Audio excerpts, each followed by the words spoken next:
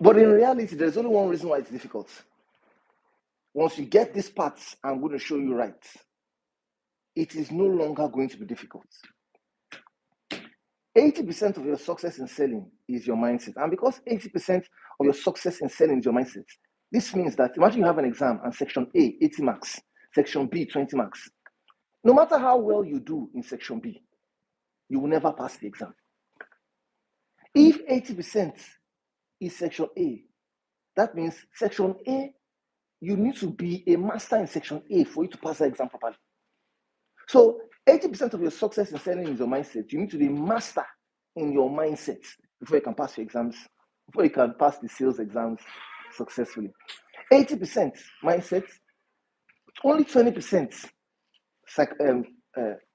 tactics or strategies. Tactics or strategies, only 20%. So this means what makes this profession difficult or perceived as difficult is because of the mindset issues people go through. The ability to see only possibility when it looks like there are many obstacles.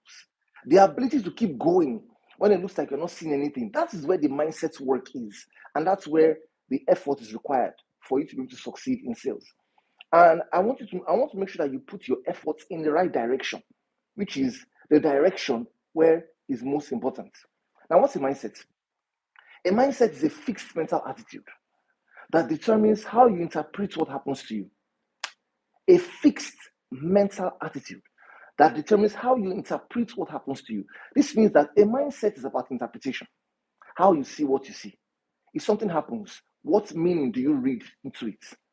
And the beautiful thing is, even if right now you probably don't have, if you don't have the right mindset, meaning when something happens, your interpretation is always negative. Your interpretation is always bad. It's not a problem. With a training session like this, our goal is to also raise your awareness so that when you raise your awareness to a level that when you think a wrong way, you can quickly step back and correct yourself. And that's how you start to develop the right kind of mindset that can help you win successfully. So a mindset is a fixed mental attitude that determines how you interpret what happens to you. Now, there are two types of mindsets we can look at. We can look at what we call the fixed mindset and the growth mindset. Two types of mindset you have in sales, the fixed mindset and the growth mindset. I'll start with the fixed mindset. The fixed mindset are people who believe that the past is equal to the future. This means, oh, I tried it before. It didn't work. It doesn't work. I went to that location. I talked to people there. Nobody there buys. I've spoken to women. Women don't like my product. You see, generalization is a dangerous mindset poison. You don't want to generalize. There's what we call sales blindness in sales. Sales blindness means you have suddenly come up with certain conclusions about the markets without any clear empirical data. How many people are in your niche or in your target audience? If, for example, in Lagos, Nigeria, we have millions of people. Have you spoken to up to 1 million women that you said, women don't like this product? So you have spoken to not even up to 1% of the population or of even your target audience, and you've now come up with a conclusion. That's the result of a fixed mindset, because you believe that the past is equal to the future. How it happened yesterday is how it will happen today. No. Question the doubts. Question the things that you feel did not work yesterday. Question them. I don't care how strong convictions are. You're convinced. You say most people have tried it didn't work. Through questions, you can weaken convictions. So question it so that you can be sure that could there be an opportunity there that you're not leveraging. So fixed mindsets also look in terms of give excuses. They're always thinking, why won't it work? They focus on contributing factors instead of determining factors. What are contributing factors? Contributing factors are all the things that are there that could stop you from selling successfully, that could stop you from meeting your budget. Those are all the contributing factors. Examples of contributing factors: the status of the economy, the problems you have with the products, not enough resources to go out and meet clients, not enough product knowledge. I don't have the right clothes to wear. I'm not good looking enough. All these thoughts that try to hold us back are simply contributing factors. If an organization had all their contributing factors right, chances are that more people will be selling. However, even if an organization had all their contributing factors excellently there, correctly set up, perfectly, everybody had an official car, everybody had food for lunch, everything was perfect, do you know that there are people who would still not be meeting their targets or their budgets? So the real issue is not the contributing factors, because in fact, there is no organization on earth today who can make available to you all the contributing factors. There's no organization like that. If an organization cannot make available to you all the contributing factors, it means that you have to work within what you have, which is what? The determining factors. The determining factors are the true determinants whether you're going to be successful in sales or not. So you must be part of the mindset of selling. One of the secrets of the mindset of selling is you want to be conscious of your determining factors. What are the determining factors? These are the factors that can't be seen. These are the internal factors. Grit, your belief, your emotions, your passion for the prospects, your love for the prospects, your love for the industry, the zeal, your drive, the hunger. Those are the determining factors. And those are the real things that determine how well you will do in sales. So focus on the determining factors and do not be distracted by the contributing factors. If everything was perfect, if all the conditions were set before you could sell, then you may not really be a salesperson yet. Because you don't hire a sales team if all the contributing factors are present. You only hire a sales team because of the deficiencies in the contributing factors.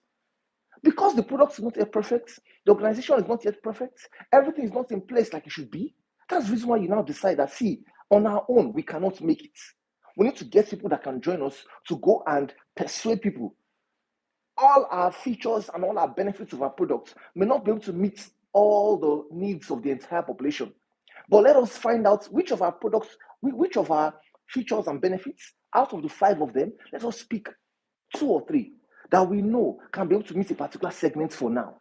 While we're perfecting it, let us therefore hire a sales team. This is the reasoning of an organization, which makes them go ahead and hire a sales team. So you're very relevant to your organization, and you need to stay away as much as you can from the fixed mindset. Mindsets are seen and mindsets are heard. This means if I hear you speak, I can tell if you have a fixed mindset or growth mindset. If I see how you conduct yourself, coming late to work, fixed mindset. Dressing poorly, fixed mindset. Grumbling and murmuring, fixed mindset. Or insubordination, fixed mindset. One of the ways you can rise in leadership in an organization is through excellent followership. Leadership is not the opposite of followership. In fact, perfect leadership is a result of excellent followership. This means how well a great leader is not a great leader because of what his followers say about him or her. A great leader is a great leader because of what his bosses say about him or her.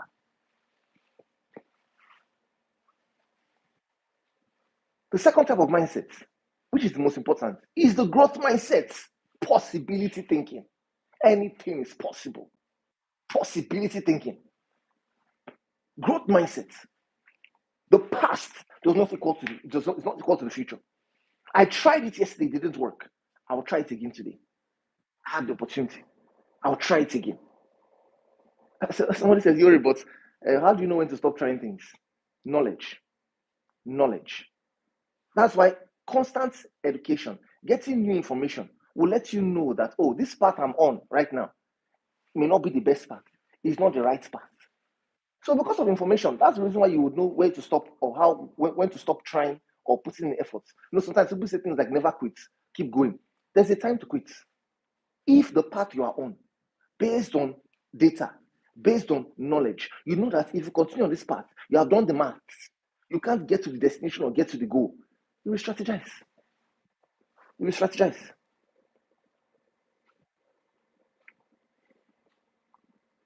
Now, I'm going to give you some growth mindsets, and these thinkings will start to help you change the way you go about your selling.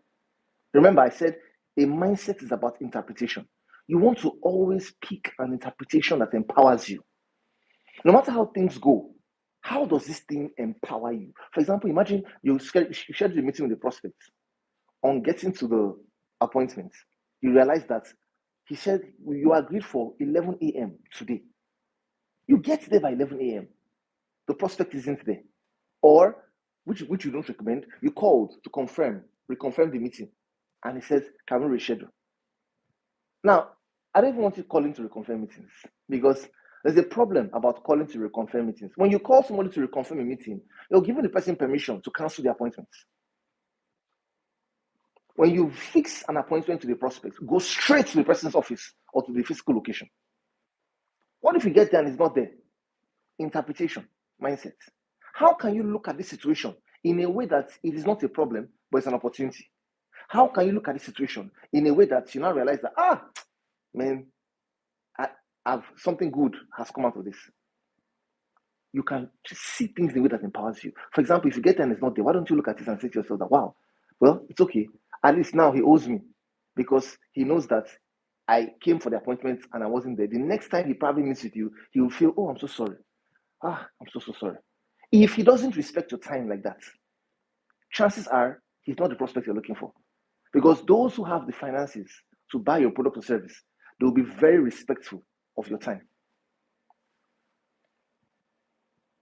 If you're in traffic, you're going for a meeting with the prospect, and all of a sudden it was in another part of town, and you were in traffic for 2 hours, and you said, man, 2 hours of traffic. How can you look at the situation that in a way that empowers you? Why don't you say, wow, great. I've been in traffic for 2 hours. Let me use this 2 hours. There's a lot of traffic. Let me use this time for personal development. Oh, there's a podcast I've wanted to listen to. Let me listen to this podcast. Oh, the replays of Yuri's YouTube videos. Let me even put them on. Let me go to the playlist and play some of them. Let me just listen while I'm in the car. Opportunity for personal development. You see that? Something that was not good. You looked at it differently in a way that empowered you. Here are some growth mindsets you should adopt. Number one, selling is a learnable skill.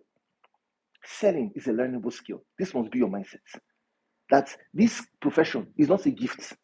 Some people don't have it better than others. It is just skill, meaning you will only be better at it based on the consistency of practice and the intensity of practice. Of course. So it's a learnable skill. Number two, any target is achievable. Any target is achievable. Any budget that has been given to you can be achieved. There is no such thing as unreasonable targets. Because before targets are given in an organization, they actually look at what they want to achieve for the year. Then you receive the target, you break it down into monthly, maybe quarterly, monthly, weekly. If you break your targets down into quarterly, monthly, and weekly targets, and you see that even with your weekly targets or daily targets, depending on the type of product you sell, it is still too high for you to achieve, then you want to look at some creative tactics. Are there things we can do to sell in bulk? Are there things we can do to partner so that we can be able to get mass sales in, which will help us shorten or cut down the amount we're going to be trying to achieve on a daily, weekly, or monthly basis? If you still do that and it still looks like you can't still achieve the budget, go and meet your supervisor, go and meet your boss and talk to him about it and let him know this is what you're planning to do. That with this, you still don't think you can be able to meet it. Can he help you with some suggestions? Do you know that if you don't go back to talk to your bosses when targets are given to you, especially when you've broken them down into monthly, quarterly, weekly, monthly, quarterly, monthly, and weekly activities, you may be making a big mistake. In fact, the only regret I have ever working in industry was the day somebody sat me down and we discussed targets. And she says, can you achieve this? Can you achieve that? She gave me the target. And in my mind, I felt, don't worry, I can do all things. I said, yes, let's go for it. My boss, when he heard, because this person was like a regional supervisor, a very senior person. My boss in the branch, when he heard the target I was giving, he did like this. He said, was that target she gave you? That target for the branch or for you alone? I said, sir, it's for me alone. He just turned his chair like this and continued his work. He didn't even talk to me. Because in his mind, he knew it wasn't possible. In his mind, he felt like that was just unreasonable. Because the target even if you broke it down into daily activities or weekly activities, it was still almost impossible to have it next. The mistake was I didn't push back. So there's time to push back on the target. I used to have a boss many years ago. I heard that every time they give us targets, she will go back to management and say, no, based on the realities of our catchment, this is the situation on ground right now. Even if we do this at a monthly basis or do this on a daily basis, these targets will still not be met. And even the boss cannot even look at it and see how it will be met. At that time, they will revise the budget. So learn to speak up. And mind you, if you go and speak up and you've not been able to break it down into quarterly, monthly, weekly, or daily activities, you would look you would look funny. So please don't try that until you've done what I've said you should do, please. So any target is achievable. The third mindset you want to have is that one client can meet your budget or target for the entire year. One client alone can meet your target or budget for the entire year. Your job is to find that client. There are people who have the capacity. If you're in real estate, they can buy up an entire project. If you're in insurance, they can do a premium worth $1 billion. There are people who are that big. And I want you to know that your job is to find these people. Now, you're not only looking for them, but you are aware that they are present and you're waiting for the day when you will see them. This means that every engagement, you want to treat it like such. There is no such thing as this is not an important engagement. You prepare for every engagement like you're going to be meeting the person, the one client that can meet your budget for the entire year. Many years ago, I worked with I remember I had a budget, very high, large budget then, and a lady was leaving our location. She handed over her clients to me to manage.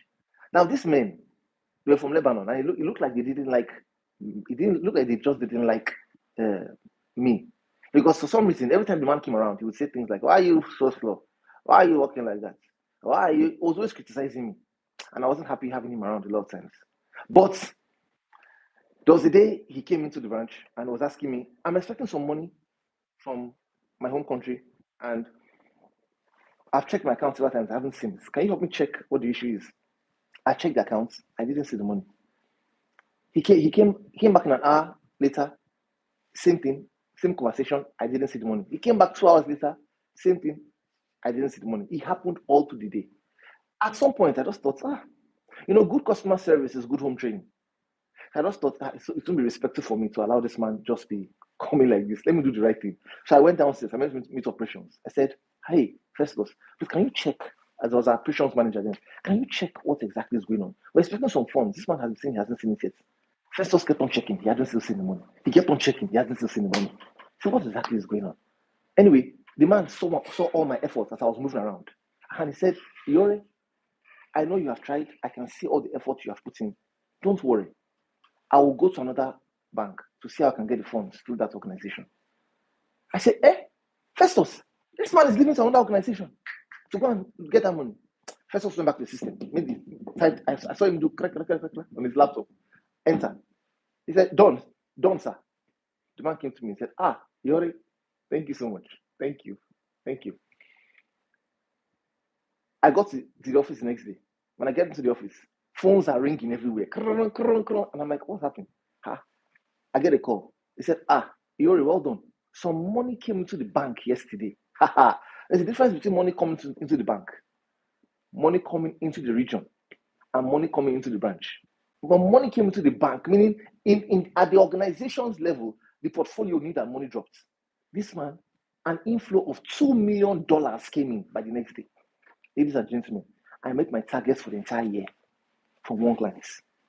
So if you don't, there could be times when these people have come your way. But because you didn't know, you thought you were just another prospect, you probably didn't treat them right. Treat every prospect like they're important, because one client can meet your target for the entire year. Then the final mindset, you can build rapport with any prospect. Everybody you meet, you can make a form of connection with them, whether it's similar interest, similar beliefs, or similar backgrounds. And based on this connection, you can be able to get them to buy from you. All right, ladies and gentlemen, I wish I could continue. If you have any questions, please can you go to the comment section and type now. I have topics for the next 365 days. And there's a possibility that your true concerns or the real topics you want me to discuss, I have probably scheduled them for a few months down the line. Who knows? But if you can give me some comments in the chat section, the topics you want me to discuss, I would build videos around them and start to share them maybe from tomorrow or next week. It all depends. So please go to the comment section and give me some questions or areas you want me to focus and discuss on. The time is really fast spent. I wish I could talk about 4 keys to confidence. I'll have to probably move that to tomorrow. Tomorrow is, that will be till Monday. Wow. All right, we're going to look at 4 keys to confidence. I really wanted to get into it today, but time didn't permit me. But you need to understand that this sales mindset thing is really key. Give it your attention. Watch your thoughts. Possibility thinking only. Positive vibes only. Any thoughts that are not aligned with what you want, you have to speak words. Because you use words to capture thoughts. Jesus said, do not take this thought saying, Matthew chapter 6. Do not take this thought saying. So you take thoughts by saying them. So only take the right thoughts, possibilities, no complaining, no grumbling. You'll see that everything will change. It's not going to be the same for you. All right, it's the end of our session today. Please comment below, like I said. Please like, subscribe to our channel.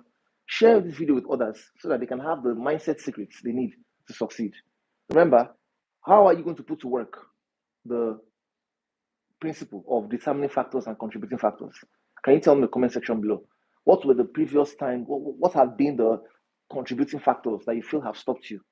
Maybe like the economy, maybe like the fuel situation. Have they been contributing factors? Maybe they've been. Yes, they are true. They are not a lie. However, the real thing that will determine whether you sell or not are your determining factors. Instead of complaining that there's no fuel, why don't you have a virtual call? I don't have data. Borrow airtime. I've tried to borrow airtime. I've exhausted my airtime purchase. Talk to a friend to send you airtime. Don't look for a way out. There is always a way out of a hole. That's why it's called a hole. It's not doesn't have a cover. All right, thank you so much. See you tomorrow.